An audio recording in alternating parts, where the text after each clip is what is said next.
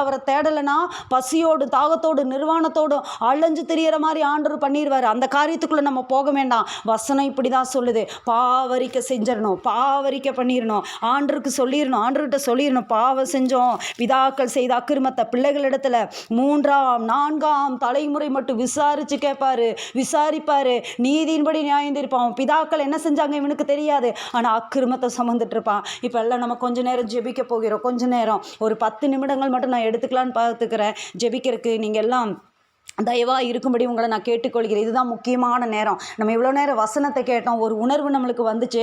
அடுத்தது நம்ம செய்கிறது என்ன தெரியுமா? பாவரிக்கை பண்ணி ஜெபிக்க போகிறோம். நமக்கு தெரியாது பிதாக்கள் என்ன செஞ்சாங்க, நமக்கு தெரியுமா? நம்முடைய முன்னோர்கள் என்ன பண்ணாங்க, பாவம் செஞ்சாங்க தெரியுமா? தெரியாது. 4வது தலைமுறையில் நம்ம இருந்தோமா? அந்த காரியங்கள் நமக்கு தெரியுமா? தெரியாது. என்ன செஞ்சாங்க தெரியாது. ஆண்டவர் இப்போவும் நம்மளுக்கு தயவு கொடுத்துருக்கிறாரு. இப்போவும் நம்ம உயிரோடு நிற்கிறோம். இப்போவும் ஆண்டவர் அறிஞ்சிருக்கிறோம். இதோ இந்த ஆன்லைன் மீட்டிங்குள்ளே வந்திருக்கிறோம், அவருடைய வார்த்தை கேட்குறோம். இது ஒரு தயவு தான், இது ஒரு இரக்கம்தான். நம்ம எல்லாம் சொல்லலாமா? கரங்களை உயர்த்தி என்ன பாவம் செஞ்சாங்கன்னு தெரியாது. ஆண்டவரே அப்பா எல்லாரும் ஒப்புக்கொடுங்க, எல்லாரும் உங்களை ஒப்புக்கொடுங்க, எல்லாரும் சுத்திகரிப்புக்கு நேரம் ஒப்புக்கொடுங்க. ஆண்டவரே எங்களுடைய பாவங்களை மன்னிங்கப்பா. ஆண்டவரே எங்களுடைய பிதாக்களுடைய அக்கிரமத்தை மன்னிங்க. நெகேமியா அவனுடைய வாழ்க்கையில் அலங்கம் கட்டி முடிக்கப்பட்டது. அலங்கம் எலூல் மாதத்திலே அது கட்டி முடிக்கப்பட்டது. 52 நாளைக்குள்ளே கட்டி முடிக்கப்பட்டது. ஆனாலும் ஒரு உணர்வு வந்தது, ஆனாலும் ஒரு உணர்வு உண்டானது. என்ன நடந்தது அப்படின்னு சொன்னால், பாவ அறிக்கை செஞ்சாங்க, பாவரிக்கை பண்ணாங்க. நாங்கள் அதே மாதிரி பண்ணுறோம் ஆண்டவரே. ரெட்டு உடுத்து நாங்கள் உபவாசம் பண்ணாங்க, புழுதிய மேலே போட்டுக்கிட்டாங்க. இங்கே அதெல்லாம் எதுக்கு அடையாளம்? நான் தாழ்த்துறதுக்கு அடையாளம். உங்களை தாழ்த்துறீங்களா? இருக்கிற இடங்களிலே உங்களால் முடிந்தால் முழங்கால் படியிடும்படி நான் உங்களை தயவாக கேட்டுக்கொள்கிறேன். இருக்கிற இடங்களை, உங்கள் வீடுகளை உங்களால் முடிஞ்சா, நீங்கள் வீட்டில் தனிமையான நேரத்தில் தனிமையான இடத்துல முடிஞ்ச இடத்துல இருந்தீங்க, உங்களால் இப்படிப்பட்ட ஒரு இருக்க முடியும் அப்படின்னு நீங்கள் நினச்சிங்கன்னா நீங்கள் முழங்கால் போட்டுக்கொள்ளும்படி உங்களை தயவாக கேட்டுக்கொள்கிறேன். தேவனாகிய கர்த்தருக்கு முன்னாடி நம்ம ஒன்றும் இல்லை, நம்ம தாழ்த்தி தான் ஆகணும். அவர் சர்வ வல்லமையுள்ள தேவன். நம்ம மனிதர்கள் நம்ம தாழ்த்தி தான் ஆகணும். தாழ்த்தும் போது ஒரு ஆசீர்வாதம் உண்டாகும். இதெல்லாம் எதுக்கு அடையாளம்? தாழ்த்தருக்கு ரெட்டு உடுத்துனாங்க, புழுதியை போட்டுக்கிட்டாங்க, தங்க மேலே புழுதியை போட்டுக்கொண்டாங்க, உபவாசம் பண்ணிட்டாங்க. இதெல்லாம் நினிவேயின் மக்கள் இதெல்லாம் செய்யும் போது தான் ஆண்டவர் மனம் திரும்பினார். ஒருவேளை நமக்கு தெரியுமா, நம்முடைய பிதாக்கள் ஏதாவது ஒரு அக்கிரமத்தை வச்சுட்டு போயிருக்கலாம். அந்த அக்கிரமத்தை இப்போ 4வது தலைமுறை நம்ம இருக்கலாம். ஒருவேளை அந்த அக்கிரமத்தை நம்ம சுமக்க வேண்டிய காரியமாக இருக்கலாம். நம்ம பிள்ளைங்க பாவம் இல்லையா, நம்ம அந்த ஓப்பன் பண்ணி கொடுக்க வேண்டாமா? நம்ம அதை ஓப்பன் பண்ணலின்னா அது மறுபடியும் அடுத்த ஜென்ரேஷனுக்கு அப்படியே அது டிரான்ஸ்ஃபர் ஆகும். அதுக்கு நம்ம விடவே கூடாது. பிரியமானவர்களே, ஒப்பு கொடுக்கலாமா? ஹல்லேலூயா, ஹல்லேலூயா. எங்களை ஒப்பு கொடுக்கிறோம், ஒப்பு கொடுக்கிறோம், ஒப்பு கொடுக்கிறோம். எல்லாரும் முழங்கால் படிக்கிட்டு, ஆண்டவரே அப்பா தகப்பனே, இஸ்ரவேல் சந்ததியார் மறு ஜாதியாரை எல்லாம் விட்டு பிரிந்து வந்து நின்று தங்கள் பாவங்களையும் தங்கள் பிதாக்களின் அக்கிரமங்களையும் அறிக்கையிட்டார்கள். ஹல்லேலூயா. அவர்கள் பாவ அறிக்கை பண்ணி தங்கள் தேவனாகிய கர்த்தரை பணிந்து கொண்டார்கள். நாங்கள் செய்கிறோம் ஆண்டவரே, பிதாக்களுடைய அக்கிரமங்களை மன்னிங்கப்பா. பிதாக்களுடைய அக்கிரமம் ஒருவேளை வாழ விடாமல் எங்களை குன்றி போக பண்ணுகிறதா, வாழ விடாமல் உங்களை செய்கிறதா? ஆண்டவரே, பிதாக்களுடைய அக்கிரமம் அவங்க என்ன செஞ்சாங்களோ, ஒருவேளை தேவனுக்கு விரோதமாக அவங்க நின்று இருக்கலாம், ஊழியக்காரங்களுக்கு விரோதமாக நின்று இருக்கலாம், தேவனுடைய நியாய பிரமாணத்துக்கு வச்சு தூசணமாக பேசி இருக்கலாம், பேய்களுடைய பாத்திரத்துக்கும் கர்த்தருக்கும் பங்கு இல்லை. அப்படிப்பட்ட காரியங்களை ரெண்டையும் ஒன்றா கலக்கக்கூடாது. வசனம் சொல்லுது அதை கலக்கவே கூடாது. பரிசுத்தத்தையும் அசுத்தத்தையும் ஒன்றா கலந்துட்டோன்னா அது பயங்கரமான பாவம். ஆண்டருடைய நியாயந்தீர்ப்பு எழும்பிடும். சிலர் பாருங்க, ஆண்டருடைய வசனத்தை சினிமா பாட்டை வச்செல்லாம் போடுற காரியங்களெல்லாம் இன்னைக்கு நம்ம பார்க்குறோம். அப்படியெல்லாம் செஞ்சிடக்கூடாது. நியாயந்தீர்ப்பு இறங்கிடும். பயம் இல்லாமல் செய்கிறாங்க, துணிகரமாக செய்கிறாங்க. செய்யக்கூடாது. தேவனுடைய வார்த்தை, தேவனுடைய காரியம், பரிசுத்தமானதுக்கு அசுத்தத்துக்கு வித்தியாசம் இருக்குது. ரெண்டையும் ஒன்றா கலக்கக்கூடாது. இங்கே சொல்லுவார், பரிசுத்த வித்து புறஜாதியாருடைய கலக்கக்கூடாது. வேண்டாம், விட்டுருங்க. மறுஜாதியார் எல்லாம் பிரிஞ்சு நிற்பாங்க. இந்த அதிகாரத்தில் நம்ம கடைசியில் பார்த்தோன்னா அவங்களாம் அப்படியே பிரிஞ்சு போய் நிற்பாங்க அந்த காரியத்தில். ஹல்லேலூயா. கர்த்தாவே, நாங்கள் ஆண்டவரை ஒப்புக் கொடுக்கிறோம். எல்லாரும் ஒப்புக் கொடுக்கலாமா? எல்லாரும் மனதார உங்கள் இருதயத்தில் கையை வச்சுக்கோங்க. முட்டி முழங்கால் போட்டுக்கொண்டு தேவனுக்கு நேராக உங்கள் இருதயத்தில் கைகளை வைத்துக்கொண்டு நீங்கள் உண்மையாக நீங்கள் கேளுங்க. ஆண்டவரே, எங்கள் பிதாக்கள் என்ன அக்கிரமம் செஞ்சாங்களோ தெரியாது, எங்களை மன்னிச்சிருங்கப்பா, எங்களை மன்னிச்சிருங்க, பாவங்களை மன்னிங்க. பிதாக்களுடைய அக்கிரமத்தை இனி நாங்கள் சுமக்கணும்னு அவசியம் இல்லை. ஓப்பன் ஆகட்டும் ஆண்டவரே. அது மறுபடியும் எங்கள் சந்ததிக்கு வரக்கூடாது. எங்கள் பிள்ளைங்க என்ன பாவம் செஞ்சாங்க ஆண்டவரே அப்பா, அது வரக்கூடாது. பிதாக்கள் திராட்சை காய்களை தின்றார்கள், பிள்ளைகளுடைய பற்கள் கூசி போயின வார்த்தை இனிமேல் சொல்லப்படாதுன்னு சொல்லி அங்கே ஏசாயாவில் சொல்லப்பட்டிருக்கிறது. காரணம் என்னன்னா, இயேசுவின் ரத்தம் அங்கே மேன்மை பாராட்டி நிற்கும், வந்துடும் அப்படிங்கிறது தீர்க்க தரிசனமாக அங்கே அறிவிக்கப்பட்டது. இங்கே அதுக்கு தான் நம்ம நிற்கிறோம். ஆண்டவரே, சாபங்கள் முறிக்கப்படட்டும், சாபங்கள் முறிக்கப்படட்டும். நம்ம அந்த வார்த்தையை மட்டும் சொல்லிட்டு இருந்தா பார்த்தா அது இயேசுவின் ரத்தம் முறிக்கும் தான். ஆனால் சில சாபங்கள் தொடர்ந்து வர்றதுக்கு என்ன காரணம்? செய்யணும். பாவரிக்கை பண்ணலை, பாவரிக்கை செய்யலை, மனசார ஒப்பு கொடுக்கல, உபவாசம் பண்ணி ரெட்டுடுத்தி தாழ்த்தி வரல தேவ சமூகத்தில். நாங்கள் என்ன செஞ்சோம்? இந்த வார்த்தை இருதயத்தில் இருக்கிற வரைக்கும் நன்மை உண்டாகாது பிரியமானவர்களே. நன்மை உண்டாக நினைத்தருளும்னு இந்த புத்தகம் முடியுது. நன்மை உண்டாக நினைக்கணுமா, நம்ம ஒப்பு கொடுத்தரணும், அறிக்கை பண்ணிடணும். அவங்க நெகேமியா என்ன பாவம் செஞ்சார்? அவர் சொன்னார், நாங்கள் பாவம் செஞ்சோம். நம்ம எல்லாம் சொல்லலாம், ஆண்டவரே நாங்கள் பாவம் செஞ்சோம், ருசியாக மன்னிங்க, பிதாக்கள் என்ன அக்கிரமங்க செஞ்சாங்களோ தெரியாதுப்பா, ஆண்டவரே எங்கள் சந்ததிக்கு வரக்கூடாது, எங்களோட முடியட்டும்.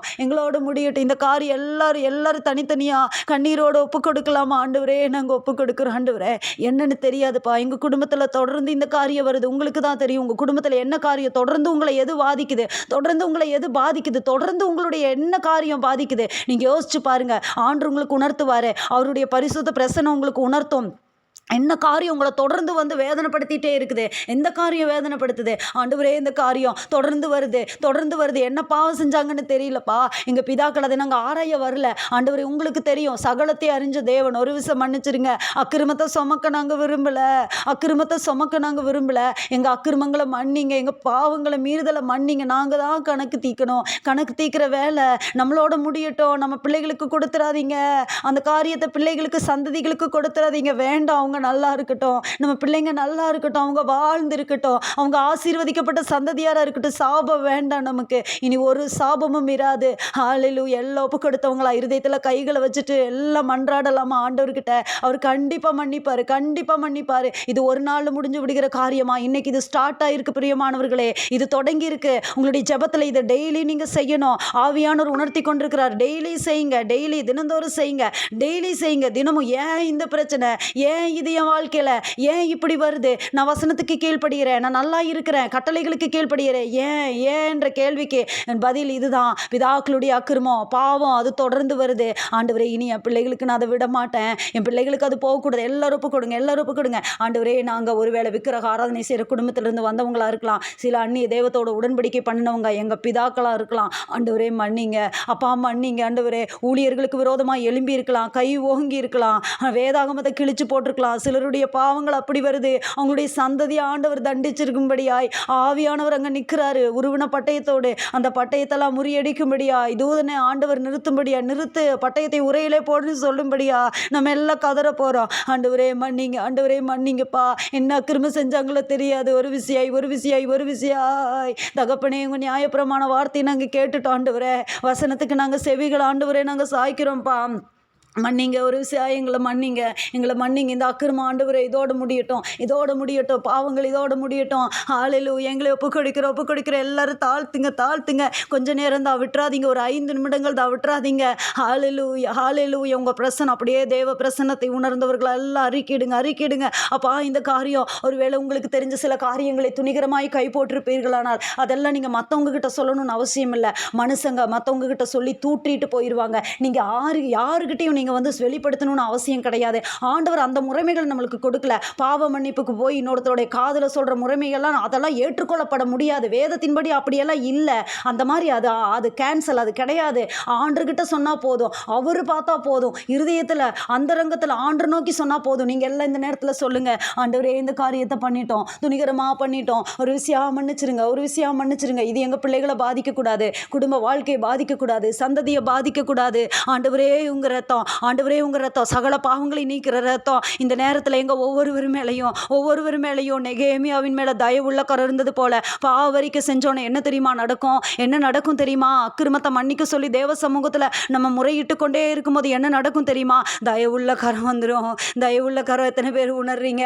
அப்போ அவங்க தயவுள்ள கரம் எங்கள் மேலே, எங்கள் ஊழியத்தில் தயவுள்ள கரம், எங்கள் குடும்ப வாழ்க்கையில் தயவுள்ள கரம், சரீரத்தில் தயவுள்ள கரம், சரீர சுகத்தில் தயவுள்ள கரம், எங்களுடைய ஒவ்வொரு கிரியையிலையும் தயவுள்ள கரம், பொருளாதாரத்தில் தயவுள்ள கரம். ஆண்டவரே எங்கள் அப்போ மாப்பிசுகிற தொட்டி, ஆண்டவரே எங்கள் ஆசீர்வாதம், பிள்ளைகளுடைய படிப்பின் காரியங்கள், எதிலோன்னு ஒரு காரியம் இருந்துகிட்டே இருக்கா, எதிலோன்னு வருத்தப்படுத்திட்டே இருக்கா, ஏதோ ஒரு வருத்தத்தின் அப்பமாக இருக்குதா?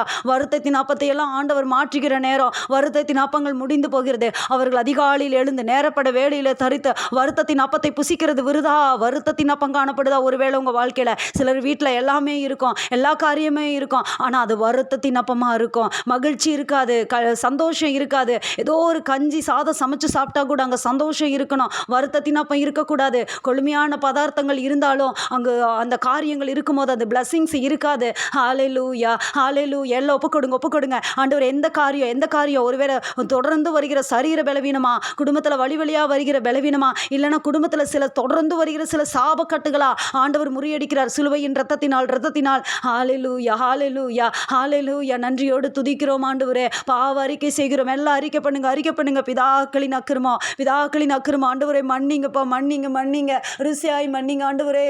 அக்கிரமத்தை மன்னிங்கப்பா, மீறுதலை மன்னிங்க ஆண்டவரே. மிகுந்த கிருபை, மிகுந்த ரட்சிப்பு, திரளான மீட்பு உங்க கரத்துல இருக்குதே. இனி ஆண்டவரே அடுத்த தலைமுறைக்கு வேண்டாம், ஆசீர்வாதம் மட்டும் கொடுங்க. பாருங்க நம்ம ஆண்டவர் எவ்வளவு நல்லவர் தெரியுமா?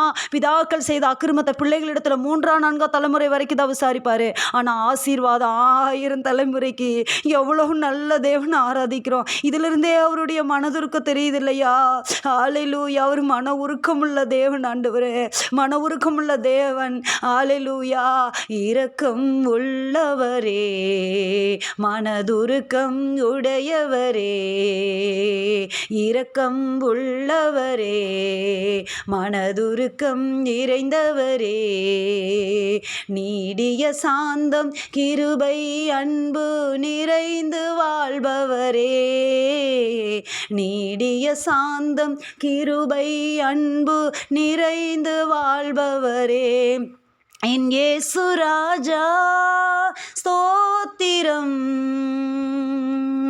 என் இயேசு ராஜா ஸ்தோத்திரம், ஸ்தோத்திரமே உயிருள்ள நாள் எல்லாமே, ஸ்தோத்திரமே உயிருள்ள நாள் எல்லாமே, உலக தோற்ற முதல் எனக்காய் அடிக்கப்பட்டீர், உலக தோற்ற முதல் எனக்காய் அடிக்கப்பட்டீர், துரோகியாய் வாழ்ந்த என்னையும் மீட்டு புதுவாழ்வு தந்தவரே, துரோகியாய் வாழ்ந்த என்னையும் மீட்டு புதுவாழ்வு தந்தவரே, என் இயேசு ராஜா ஸ்தோத்திரம், என் இயேசு ராஜா ஸ்தோத்திரம், ஸ்தோத்திரமே உயிருள்ள நாள் எல்லாமே, ஸ்தோத்திரமே உயிருள்ள நாள் எல்லாமே.